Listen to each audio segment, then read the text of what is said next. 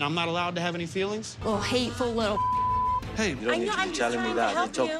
Thank you, but actually I know how to. This episode definitely showed us that it's not only the man, the one that sucked in this season, it's also the woman. They messed up so bad, and I am so ready to cover this train wreck. Emily's gonna try to redeem herself with Kobe's friends. So now she's talking to her mom, and she expresses to her how Kobe's friends told Kobe that they weren't sure about her because she's, you know, a bossy white lady. Kobe was expressing to me that his friends have concerns about our relationship and being married to me. You know, it is what soured the mood at the dinner. Later on, they are going to play handball, and there she's going to take advantage of this time to show them who she really is and try to change their mind. Kobe says that he used to play professionally, and not only that, but he was one of the best players in the region. And as he's getting ready, she comes over to him.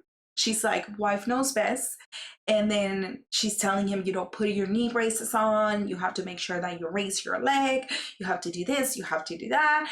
And I can already tell that the tension's starting to arise right here. You're getting old, you know. I know. You know, wife knows best. It turns out that Kobe had an injury in his ACL, and a couple months ago, I believe, he had an ACL reconstruction surgery, and he's still working on the recovery part. And even with this information, he still chose to go out and play. Everyone's cheering, yelling his name, having fun, and then boom, he gets injured. You guys remember how Kobe had talked to Emily to please try to be in her best behavior while they're with his friends? Well, when he's sitting down, she comes over to him as, you know, a caring wife and starts telling him that she told him to be safe, that she told him not to go back and play. She told him to put his leg up. You know, it's a lot of do this, do that. And Kobe simply turns around and tells her, you know, let me handle it. Let me deal with this. I know how to take care of my leg, babe. I mean, you don't need to be telling me that. It's okay. Thank you, but actually I know how to handle that. You don't have to. Kobe knows that her being there and giving him orders is only going to lead to one thing and one thing only. His friends are going to think negatively of her. Of course, the moment that Emily steps away, Kobe's friend goes off saying that her behavior is not proper, that she's bossy. Do you see the problem with her? Our wives just advise us on what to do. They don't tell us what to do. So how do you really cope? And then his other friend asked him how he deals with Emily telling him what to do because their wives don't do that to them. Kobe tells them that he has had a really hard time sometimes and that he constantly talks to her and tells her to stop being so bossy, but it hasn't really worked. In his confessional, he tells us that when his friends express how they feel about her, it is hard for him not to think about their concerns and starts doubting his relationship. I mean, even if I don't accept in front of them, but I'll sit down and it's gonna play in my mind like, it's true what they're saying. He was actually really hoping that Emily would be less bossy, at least while being in Cameroon, but that was not the case. Now, if it was me, just to shut everyone up, I would honestly played it off for Kobe and I would have just acted as a submissive wife, even though that is not me. I would have just been like, you know, the faster we deal with this, the better for both of us. Emily is also now going to talk to Kobe's friends, and she confronts them about their concerns on the relationship, and this meeting goes as horrible as I thought it would. We had a discussion. We're just having concern of our friend. You do not, in my opinion, confront this man without your husband there. And if there was something that you wanted to tell them, tell Kobe and leave it to him. Getting a white woman, we all know maybe at times they are bossy, at times they may be authoritative. Emily is like, yes, we are bossy, but we are also good wives, good moms. We are family driven. We are many good things. And this guy has this to say. He tried to convince us on things like that, but we don't really believe that because from the few examples we have seen around, it's not always like that. This meeting is going horribly. I'm not sure why she thought that this talk was going to end anywhere or to lead to any like resolutions.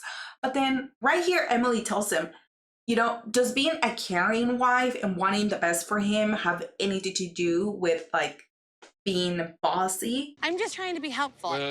You spoke authoritatively. You did that in public. But the friends don't see it like that. They see it as like, no, you do suggestions and then we can decide if we do it or not. His friends also share with her that Kobe leaving with his in-laws is frowned upon in their culture because now he has to be submissive to her dad and to her family and to her, which I find so ridiculous.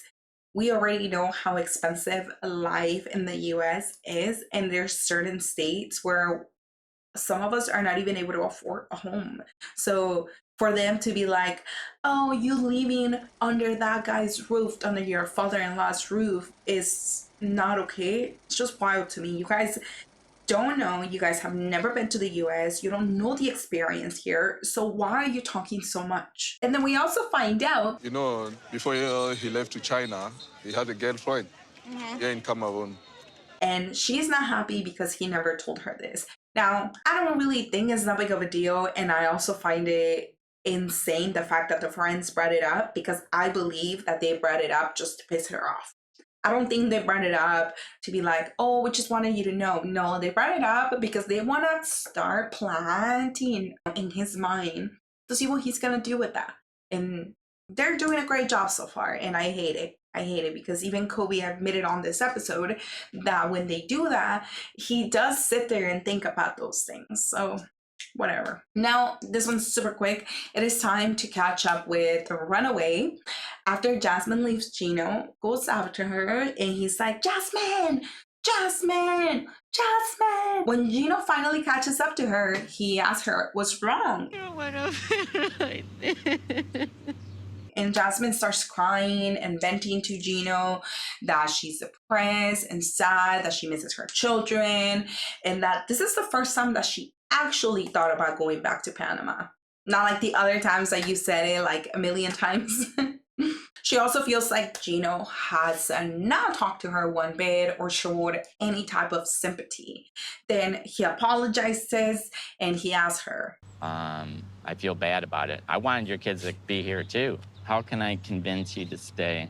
Jasmine asks him, what are you willing to do for me so that I can stay here? And well, Gino tells her that he's gonna file for the adjustment paperwork, that he's gonna get her permits so she can travel to Panama, and that after that, he'll start the process for her kids to come here. He's also gonna have the lawyer check the paperwork once he's completed everything to make sure that there's no mistakes. I don't think there's any lawyers out there that are going to take the paperwork and review it when they didn't have anything to do with the case. Like, I don't think that's even a thing. Now they are off to dinner.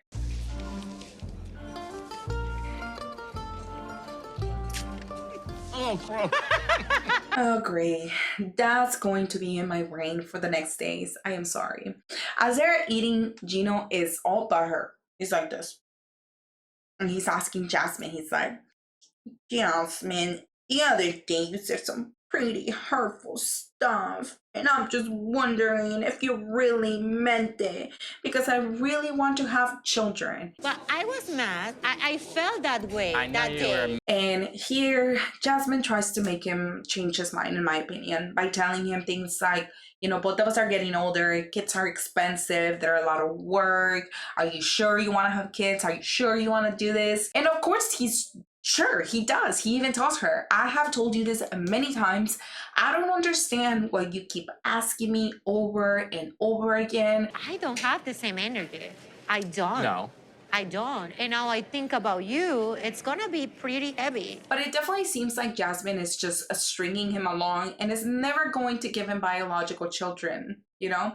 I personally wouldn't get all this work done if I was gonna have more kids, like all the work that Jasmine has had done. So I do not see her having children at all with Gino. And we got a new couple, Thais and Patrick. I just have to say that Thais looks gorgeous after having a baby, which is now 6 months. Yeah, she's 6 months old.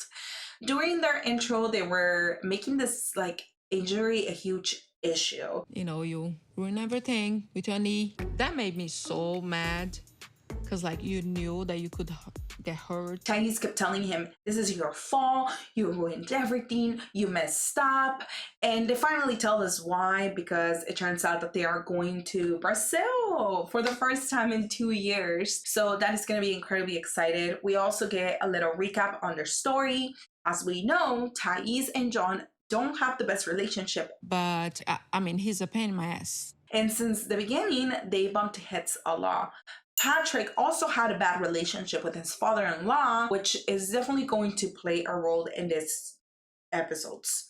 She also got pregnant the same week that they got married. They moved to Vegas, and now they have a beautiful baby girl. In preparation for their trip, Thais says that they're going to have a party for their baby in Brazil. Patrick also wants to talk to her father again and try to amend things. Is that what you're supposed to do? I think so. And there's a ring at the door. Who's there? Uncle John.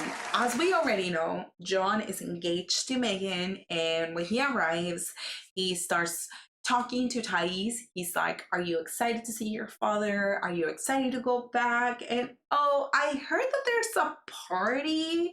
And Thais is like, how do you know about the party? John wants to join them on this little trip that they are making, and she is not happy because she already has to worry about Patrick and her dad not getting along, and she doesn't want to worry about someone else, especially because John still has that bachelor vibe.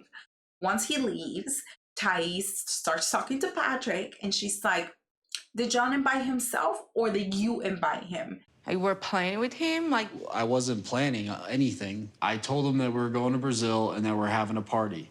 And Patrick tells her, well, he didn't, but he does want to go to spend some time with us. I personally think that John invited himself, and then Patrick told him, as long as you convince Thais, then I'm all good for this. My family's really small. I like to spend time with my dad, and it'd be nice if John was there. And Patrick has a really good point. He's also going to see his dad, and it would be nice to have everyone there because his family is very small. So it makes sense for John to go with them. And are you guys ready for these two crazy people that decided to stay together? So Nicole heads to the restaurant and tells her friends that Mahmoud is not coming. All of them are shocked, but then Nicole says that he is not coming because they are getting a divorce. Well, Mahmoud's not coming because he wants to get a divorce. What? What? What did she say? What? When did he say that that was the reason why he wasn't coming? He said he didn't want to go because she didn't want to change her clothes, and that was it. You don't want to change your clothes, and that's totally okay, but don't be making up stuff. very conservative dress. I don't think your bag is exposed. Julian, What's the up? only man at the table, is like, well, why didn't you change the dress? I personally don't agree with Nicole changing her dress, but I don't like her coming here and lying about the reasons why Mahmoud is upset. Julian is like, do you love him? I love him to the moon and back, Julian, but does that make a difference? Then help him adjust. Adjust together. Find ways to make your marriage better. Julian also tells her to give him time so he can adjust to the world. He's only had 2 days here, and she wants him to completely change everything. Give him time. If he's going to live in LA, he's going to have to assimilate. Julian also suggests that maybe he needs to meet more people, he needs to meet more men, give him time. Now, after dinner, Nicole feels better about their relationship. I came here with all doubt. Based on what you just said, I feel a lot more hope than doubt. He wants to get a divorce. And now she has decided to invite her friends over. I have no idea what happened in the Uber from the restaurant to the apartment because when Nicole got to the house, she was already off. Nicole and her friends arrive and Mahmoud is not happy about it. He was actually asleep. I get surprised when I heard Nicole come with like her friend because I was like sleeping. I don't understand why they are here now after we are spending all day fighting together. They walk into the room without asking, and then the woman touched them. And in the Muslim religion, He's not even supposed to be touched by any other woman that are not part of his family. The audacity of them to even step into the room without his permission is just insane to me. Like, you don't do that. It doesn't matter who you are. You don't step into someone's bedroom without asking for permission. In the kitchen, Nicole asks her friends what they want to drink, and they decide to get some tequila, which he's also not supposed to have in the house. So of course, Mahmoud gets frustrated because Nicole is trying to make him adjust super quickly to this LA life that he's not used to. Mahmoud is walking around the apartment, very uncomfortable, very tired, and just in a bad mood. And Julian asks him why he decided not to show up. This is what he says. Why didn't you come? I'm sorry, I just so tired, this is why. But because he's lying, Nicole cannot wait to call him out and act like a total asshole. You're a liar.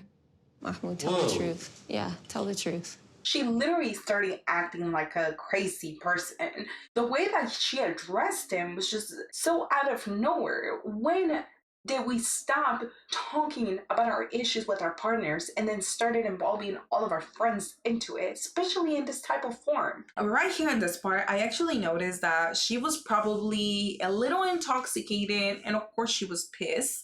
Everyone is very uncomfortable, and Nicole is just going off. Her anger levels are rising higher and higher, and then...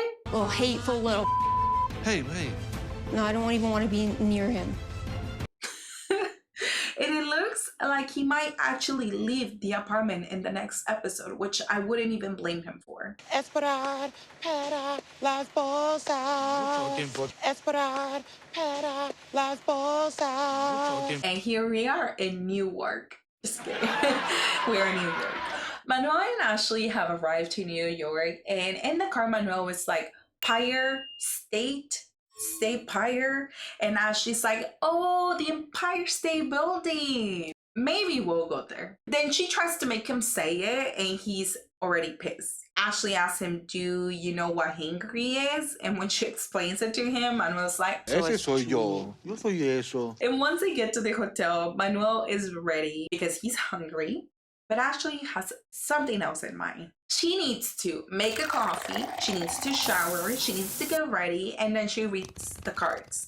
Manuel is like, why are you going to do that? Just pray to God instead. So Ashley pulls out the first card, and it's all about working together. The second one, she looks at Manuel and goes, it's all about radical emotions. And to this, Manuel tells her, do the cards tell you the truth? Because I'm hungry and that is rational. Eso es irracional. Dios, mándame un pan aunque sea para comer. Porque... Manuel, I'm done. Then Manuel looks up at the sky and goes, God, please send me some bread. He was making me bust out laughing when he was saying that because he was just making fun of her the whole time. And I just thought it was so funny because he was making more sense than Ashley was. Of course, Ashley gets upset and she runs into the shower and she's like, I don't want to talk about this anymore. But now Manuel is finally going to get the food that he wants into his system, and he's finally going to be happy because he's been hangry this entire time. As they're walking around in the streets of Queens. Qué chévere. Sí, mi amor. Good. Reconocerte sobre su Ecuador. All he can see is how happy, how lively Queens is. In the last episode, we were told that they booked in Queens by accident, that they didn't actually come here because they wanted to. It was more because they had a misunderstanding on their communication. But it turns out that both of them actually read that Queens has a heavy Ecuadorian influence. Guys, for the love to save my life, I cannot freaking pronounce Ecuadorian. So I'm gonna say influencia ecuatoriana. Influencia ecuatoriana. Queens has a heavy influencia ecuatoriana. And then they meet Jonathan in this little restaurant. He tells him that this is actually the best spot for Ecuadorian food, and just like Ecuadorians in general, that they have festivals, that they celebrate their independence. And Manuel, joking around, he's asking her, can I stay here? You go back to Rochester and I'll stay here in Queens. I am convinced that Manuel just likes to play with her and upset her at times. Vive tu vida, déjame vivir mi vida. And then here, Ashley tells Jonathan that she feels like Manuel doesn't want her to be part of his family. And then he spends a lot of time on his phone, which has her wondering who he is talking to. Todavía él está hablando con la madre de sus hijos. Jonathan says that Manuel is not talking to his ex, that this is probably gonna cause some issues in the relationship because now she is showing that she doesn't trust Manuel. Pero yo nunca le mencioné de que ella me había preguntado sobre la vida de Manuel. She doesn't trust him enough to ask him those questions herself, and it's clear that Manuel is not happy about this. What Jonathan does share is that Manuel's ex did reach out to him, but he chooses to keep this to himself. Now to Sophie and Rob. Rob is asking her, why didn't you tell me that you guys dated each other? There was no, I never said I love you. We never loved each other. There was never strong feelings. Rob also shares that this is not so much the fact that they are exes, but the fact that she didn't tell him. And I agree with him. I'm sorry, it's already up. You got me meeting a guy best friend. Honestly, it was such but now like, it's it your was ex? For like one. Back to the friends. They're noticing how upset Rob is, okay? They are seeing what's happening, and now they're off to sending Callum to make him more upset and check how Sophie is doing. It's none of your freaking business if I'm being honest with you. Callum gets there, and Rob is like, I should have worked out with her. and Callum is like, I'm just trying to make sure that everything is okay. And then Sophie right away turns to him and it's like, he thinks that we are exes, but we are not, right? Tell him. Rob tells both of them that it is all about communication, and that is what's lacking in Sophie and Rob's relationship. Again, I agree with him. I get why he's feeling insecure. Callum then tells him, if you knew the history and if you have friends in the past that you just kissed when you were teenagers, you would understand. I mean, I can't be mad at Rob in this episode because he acted very mature and kept his composure. He was, his emotions were granted. Yeah. I appreciate your input. I'm gonna finish talking to her. So then Colin goes back inside. Yeah, I don't reckon Rob and I are ever gonna be friends. No shit, Colin. But, I mean, if she said she wanted to date again, I definitely wouldn't say no. And now you're telling me that Rob shouldn't be concerned at the fact that you just said that if Sophie were to ask you to be in a relationship, you wouldn't say no? Once Colin is inside, Sophie apologizes and hugs him, but Rob is not having it. And he tells her, you're not sorry. You're just sorry that you got caught. Rob takes off and he tells her, you can stay if you want because I am done. And I respect the fact that he actually took off and he didn't just linger around them. Sophie did ask him, what is that I can do to help this? And he says, you already did enough. I definitely feel like instead of asking Rob, what can I do to fix this? She could have just done those things herself. And, those are stop talking to Callum. Be honest with Rob. You should have left with him that night. Even if you weren't going to go to his apartment, you should have left with him. There's no reason why you had to stay with your friend. This morning, I had to have a talk with Callum. In their relationship that you're so-called putting a pause on, that relationship needs to end at this point. Because if you're going to be upset at Rob for talking to other women online, then can't he be upset at you for talking to Callum, someone that you used to date, and someone that is actively saying that he would date you again? And now she's on her way to see Rob. She hopes that what she did with Callum is going to make Rob, think twice about their fight and just make him a little happy. Do you want to go see if we can see the bats? Hey, we can try to. It's a little dark, though. So it turns out that they're gonna go to this bridge where apparently a bunch of bats come out 30 minutes after sunset, which sounds pretty cool.